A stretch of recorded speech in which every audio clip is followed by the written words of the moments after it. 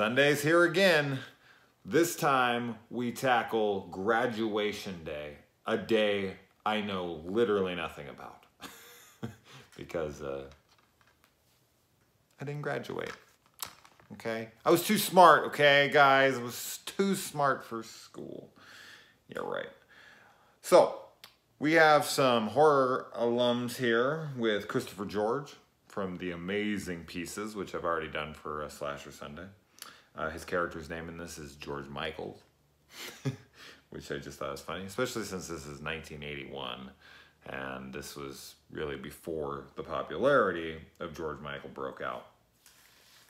Also, we have Linnea Quigley in here, and Linnea is actually, it's funny because she was brought in later on in the movie, and she replaces a character in the film. So one girl is playing a character for the first couple minutes of the film, and I guess she was such a pain in the ass on set that they axed her, and they had already shot her scenes, and this film had a 3-shot rule, almost like a Wizard of Oz thing, where they had 3 takes and that was it because they just didn't have the budget. They filmed everything on location right there at this high school, everything they could. And they couldn't reshoot the scenes with this girl, so they just brought in Linnea Quigley and had her just wing it. Like, all right, well, we'll just have the audience confused about who the fuck this is. To add to the confusion of it, hear me pointing out hair again, Linnea comes in her first scene where she's seducing this disgusting ass music teacher. Really, they couldn't find a guy that was even semi-believably attractive and would be able to land high school girls? Yeah, right. Anyway, she comes and she reveals her goods, her well-known boobies at this point. Jesus, man, this chick does anything without... I'm not complaining in the slightest. I mean, she did Linnea Quigley's freaking horror naked workout or whatever. So she has a whole workout video where she's naked in the thing. So she had no problems with that. And I had no problems with it either. But in that scene, she has 3 full inch dark, almost black roots in her blonde. And then in the next scene, which is supposed to be in the same day, and she was at school, her roots are completely done and she's fully blonde. So not only we have the one girl, then we have a different girl replacing her, then that girl who replaced her also looks different in a different scene because her hair is so much lighter. So this movie's all over the place with that kind of stuff. One thing that's really noteworthy and interesting about this film, in addition to that stuff, is the amount of music in this film and how much time they spend on it. It's like a music video for a good 20-25 minutes of this film.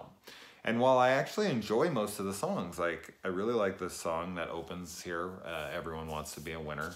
I think it's a cool song. It goes on for a while, but it's a cool opening. I like it. It just kind of, shows what's all going on. This these track stars and the way the school is cheering them on, and the coach is pushing them, and her teammates are trying to cheer her on as well, which kind of actually plays to later in the film when it's like everyone who was sitting there next to the coach was like, yeah, go, go, go, and she ends up dying, and it's like, he's blaming the coach at the end. And while I do think the coach was way too hard on his students, it was like, it wasn't like you were out there like, honey, all right, slow down, you're gonna hurt yourself. So, a little bit your fault there too, but it's just a freak accident. I mean, a blood clot in a, 17, 18-year-old girl, it's just unheard of. It's a rare thing, and it wasn't the coach that did it. She just had something wrong with her, and it was unfortunate. It happens every once in a great while, but it doesn't matter. He lost his mind. But as far as the music goes, I mean, we get the band Felony in here, which Felony offered to do the music on this for free, as long as they could keep the rights. And they're actually featured in this film in the roller skating rink. And they're the band that did the song Animal in Friday the 13th Part 6, when Court's having sex with that girl in the big RV, and she's like, you can't come till the song's over. And he's, how much longer? And it's like, you know, she says like only like 10 more minutes or something insane, which actually kind of is funny because they do this song in the movie called Gangster Rock in this roller rink scene, and it goes on for like 6 minutes. God, I'd like to clock it, because it just seriously goes on, and it's very repetitive. And as I said, even though it's a fine song, I was listening, I was like, this is good, this is fine. It just was over and over, and it's just showing kids skating and this and that. It kind of reminded me of like Prom Night, when Jamie Lee Curtis is out there dancing to Prom Night, and just keeps going over and over and over and over again. I don't know, it just gets a little tiring. Leia bites her boyfriend's arm, I guess in an attempt to flirt in that scene. It was kind of just like, huh, okay. Well, it's an interesting tactic. Now, the sister comes into town after her sister dies, and we get like a ton of red herrings in this movie. The coach and the sister, and we get them all over the place. And this opening scene with the truck driver is so funny to me, because he's trying to hit on her, and he's like reaching over and he's grabbing her leg, and he's like slapping around in her thighs and like trying to move his hand up towards her vagina. And she like finally like pulls his hand off after he's just so convinced he's getting laid off of this chick. And when she was like rejecting him, he's like, all right. He's like, come on, baby. I'm a taxpayer. And she's in military gear. It's like, yeah, you're a taxpayer. So the military owes you sexual favors because you pay for them to be in the military. It's so fucking funny, man. His response to that just killed me in the moment. This is stupid. Now, the gimmick of this film is the stopwatch. The stopwatch is pretty, you know, the iconic, memorable thing in this film. The killer has 30 seconds once he starts the stopwatch to kill his victim, because that's how long it took for his girlfriend to die, I guess. Which is kind of, it isn't ignored, but it totally is ignored later in the movie when he kills Linnea and her boyfriend, who doesn't seem to be all that interested in fucking her. Like, she keeps coming onto him, even after she just had sex with that music teacher, like, I don't know, an hour previous, and somehow got her hair done in that time. So she's done a lot in the last couple of hours. And then she's like all over her boyfriend. Oh, I'm so horny, you gotta have sex with me. But yeah, she just keeps pushing for it, and he's just like, if you're lucky, you think you're gonna get it. This guy must just be getting it from every freaking which way if he's turning Linnea down like that. But the killer's chasing after her for seriously like 2-3 straight minutes, and he just killed her boyfriend. We never saw the stopwatch started there, and when he finally kills her, he reaches up and he stops the stopwatch. There's no way you killed her in 30 seconds, okay? You're cheating. You're cheating! You're kicked off the team, the murder team.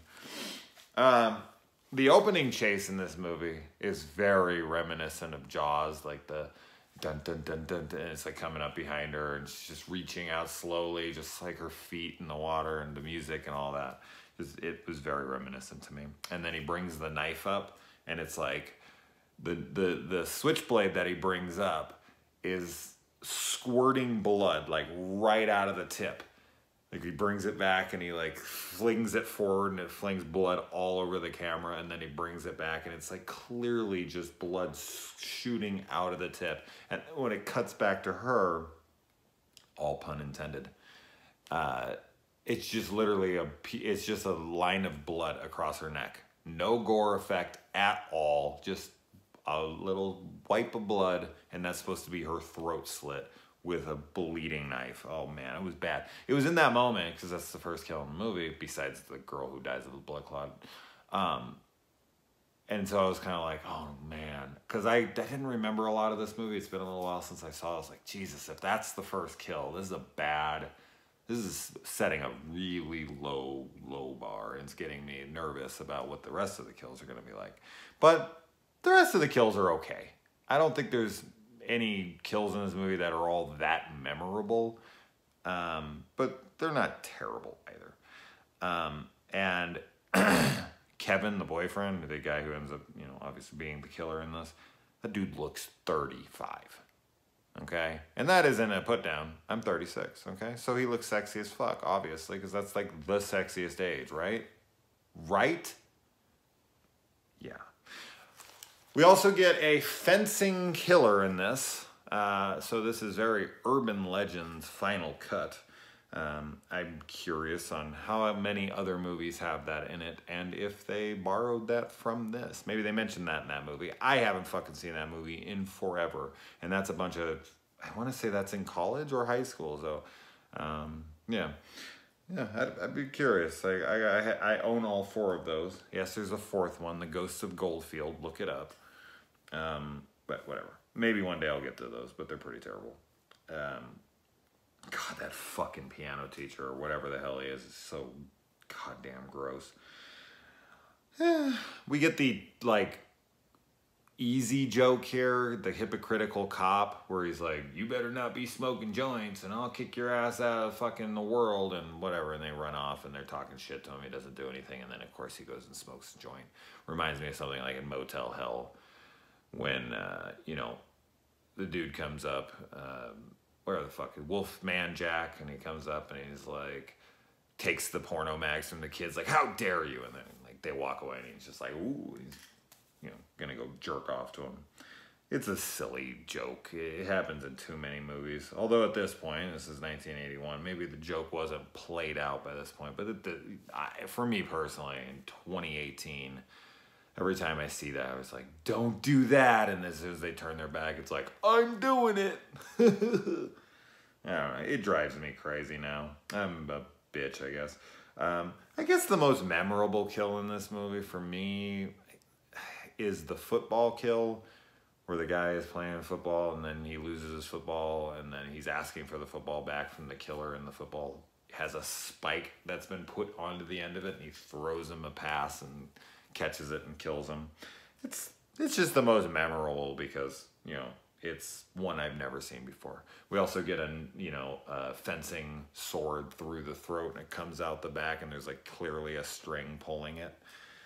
Oh, man. The Blu-ray here, while grainy as fuck in a lot of places, it does clean up the image really, really well, to the point where when he's wearing the fencing mask, and in another scene where his face is being kind of shown, but a little bit in the dark, you can clearly see the killer. Like, if you haven't seen this movie before and you watch the Blu-ray first, I think you'd be like, hey, isn't that the boyfriend? Like, I can see him clear as day. Same thing happens in a Sleepaway Camp. Spoilers for that movie. Kind of, because it isn't really the killer, because the killer in the film, they wouldn't let actually do any of the killings in the movie. Their parents or something had something going on with that. So her cousin had to end up doing all the scenes, and when they show the Blu-ray of him standing in the door when he goes to kill that bitch with the hot iron up the vagina, you can clearly see it's Randy, right? That's his name in the movie? God, it's been a little while. I need to do those. I fucking love those, the first 3. The 4th one can fuck off. But of course I'll do it because it's what I do with my channel. But it's reminded me of that, where you can just clearly see the killer, except for, as I said, in that Sleepaway Camp, it ends up not being him at the end, which is just a totally funny ass spin on that. You also get to see the fake mustache in full clarity in that, and it's so bad. It looks like electrical tape. It might be, actually. Ugh, Jesus, why not just shave it off and leave it off? Who cares? Like anybody gives a shit if you're a reoccurring character. We also get a decapitation in here, which of course is ridiculous. You can just cut off a head with one swipe. I always talk about that, but it's pretty funny. And we get the coach who is framed here, which is, you know, I think it's pretty obvious at that point that he's not. He's trying to be like, no, no, no. The reveal that, you know, this dude is the killer, and I like that he's got her body upstairs. But the thing that doesn't really make a lot of sense to me is that when he's going after the coach, he's talking about how he killed her. He killed her. He fucking ruined everything. He was gonna marry her. She's dead. Whatever.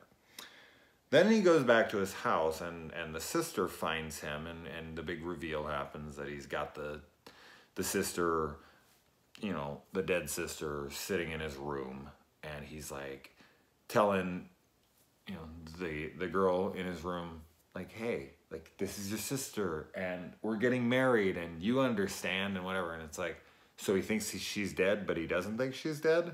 Like, I get it, he's crazy. I'm not disputing that, but, like, it doesn't really add up. He's so convinced, like, he knows she's dead, that's why he's killing everybody. But then when he's at his house, and she's there, and the dead body's in a room, he's like, we're getting married today, or soon, or whatever, and, you know, I want you to come, and this is your sister, and what the hell's wrong with you? And he fully thinks she's alive. So that just, as I said, he's crazy, I get that, but it doesn't really make any sense. And then the body knocks him out the window. I think that would have been a cooler death. Like, his death is kind of lame towards the end. I also really liked the spikes that he put through the landing mat when the kid was pole vaulting. That's evil, man. That's fucking evil. It reminds me of Thanksgiving, the faux trailer that Eli Roth did for Grindhouse, where the girl's on the trampoline and she comes down on the butcher's knife on the trampoline. One of the coolest fucking kills. That's the best thing Eli Roth's ever done. And I'm not an Eli Roth hater like most people. I actually like a lot of his movies. That Thanksgiving trailer was utter perfection, and I wish that he would have done that film. I really wish, because he had plans to do it one day, and he never fucking did it, and it's such a shame, because that movie would have rocked the fucking house. It was such a great idea for a film, the whole works. You know, we got a Machete film, we got other ones, you know, so whatever. That's a shame. But yeah, the body knocking him out the window, like, his own love, all that would have been cool. I do like how, like, when she goes downstairs to open the door, he just walks right past her with the dead body and doesn't even acknowledge her. He's so in that moment of, like, is she hurt? Is she, you know, I liked that. But as I said, I think that it would have been more effective if that was his love, which he dug up and did all this for, was the one who killed him. So I just think it was a missed opportunity in a way, because it was kind of ironic and almost like a poetic justice in a way. But yeah, so he just chases the girl around. He could have done all the chasing around and all that. He could have got stabbed in the back by the spikes and then did the last minute come out, and she could have found the body, and he could have came in the room and thrown the body, and that could have been his death. It's my personal opinion, whatever. Obviously, this whole channel's my personal opinion. I don't even know why I have to point that out. Another thing that's a little different here than usual is usually what happens is the killer kills a ton of people, and the bodies start piling up so much that eventually they are found by usually the final girl, and that's how she finds out about what is happening here. But she actually finds the bodies while he's chasing her, like just one after the other here and there. It's not completely unheard of, but it's usually the other way around. Usually she finds the bodies, then the killer's chasing. But, you know, as I said. So I just thought that was a tad different as well. But yeah, I think I got everything. If I didn't, oh fucking well. Anyway, guys, yeah, so we got Monster Monday tomorrow, and I'm trying to get to the Argento films. I keep saying, like, I'm busy and I got crazy shit going on right now, but it's true. It's true every time I try. Just nothing is letting me get these fucking films done. I'm used to doing like 2 or 3 a day, but I'm not being able to get usually like 1 done right now. It's fucking weird, and I don't like it, but it is what it is. So life comes first before this channel, obviously. All right, guys, until next week, Slasher Sunday, out!